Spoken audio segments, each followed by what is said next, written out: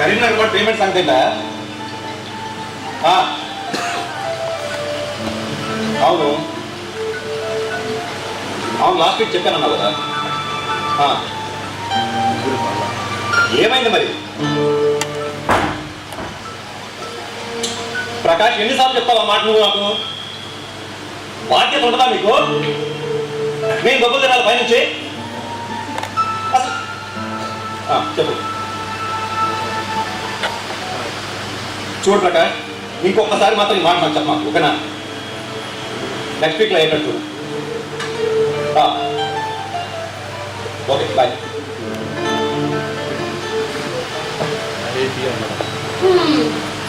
రెండింటికి తేడా ఏం లేదు. ఏం తాగుతారో తాగండి.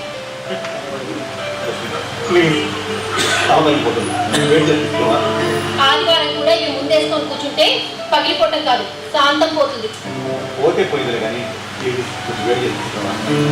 సరే, నాకు ఇది కాక ఇంకా చేసే పనే ముందు లేదు.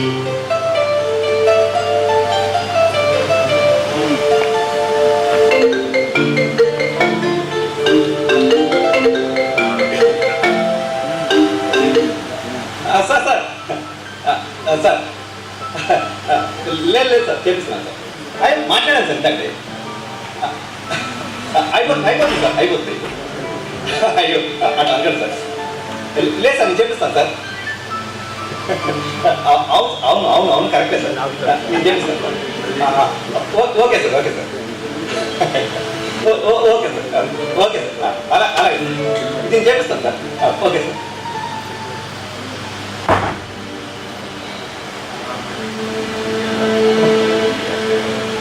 ఆదివారం కూడా ఇంట్లో ఏంటండి ఇదంతా? సాయంత్రం అయినా నన్ను హాస్పిటల్కి తీసుకెళ్లేదుందా, లేక ఈ కుస్తీ పోటీలోనే పాల్గొంటారా? నీకు అలానే ఉంటుంది, చూస్తున్నావుగా.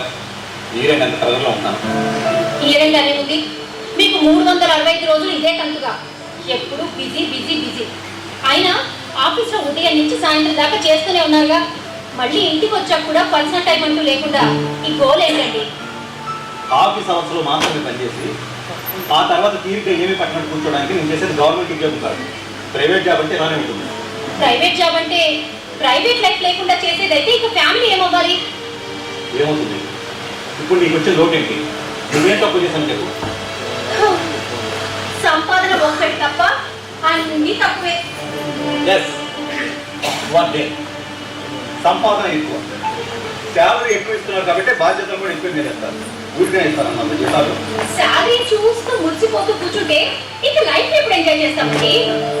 అప్పుడే ముసలి అయిపోయినట్టు అలా మాట్లాడుతున్నట్టు మనకి ఇంకా బోర్డు ఎంత వస్తుంది అని మనం అనుకుంటే సరిపోదండి.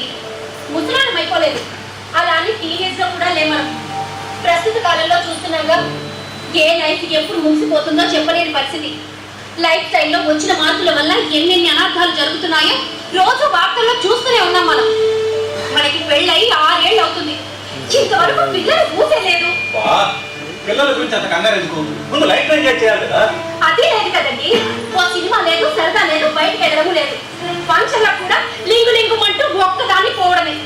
పగలంతా ఇంట్లో ఒక్కదాన్ని ఖాళీగా ఊరేగడమే. ఎందుకంత ఫ్రస్ట్రేట్ అవుతావు?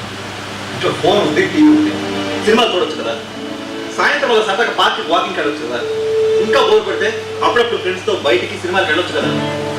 అంతేకాని మీరు తీసుకెళ్ళరు. తీసుకెళ్ళాలని ఎలా అంటావు లక్ష్మి? నేను వచ్చేసరికి రోజు 9 అవుతుంది. ఇంకా బయటికి సినిమాకి ఎప్పుడు తీసుకెళ్ళేది? నన్ను అర్థం చేసుకోకపోతే అలా లక్ష్మి. అర్థం చేసుకున్నాను కాబట్టి ఇలా ఉందండి. కానీ నేను మనుషులే కదా. హాస్పిటల్ కి ఇద్దరం వెళ్ళి చెకప్ చేయించుకుందామని ఎప్పటి నుంచో చెప్తున్నాను. దానికి కూడా తీరదు మీకు.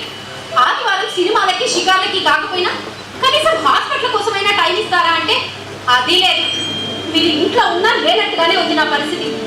నలుగురిలోకి వెళ్ళడానికి నేను ఎంత ఇబ్బంది పడుతున్నానో, పిల్లల విషయంలో అమ్మలక్కలు మాట్లాడే సూటిపోటి మాటలకి నా మనసు ఎంత గాయపడుతుందో ఎందుకు పట్టించుకోరు మీరు? మీరు ఎవరితో చెప్పుకోవాలి నా బాధని?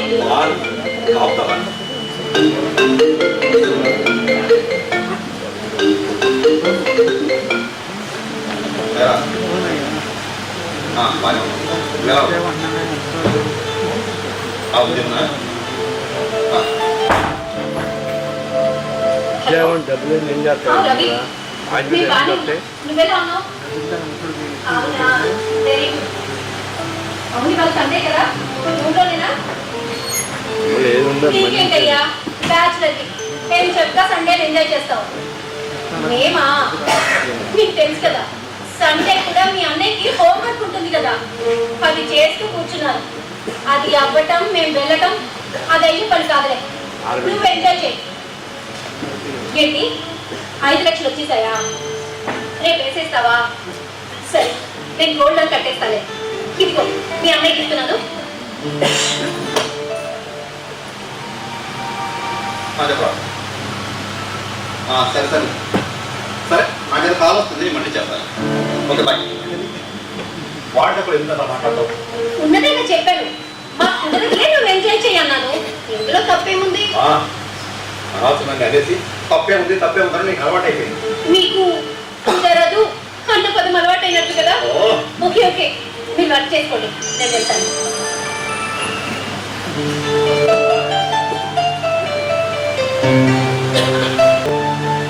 ఏమండి?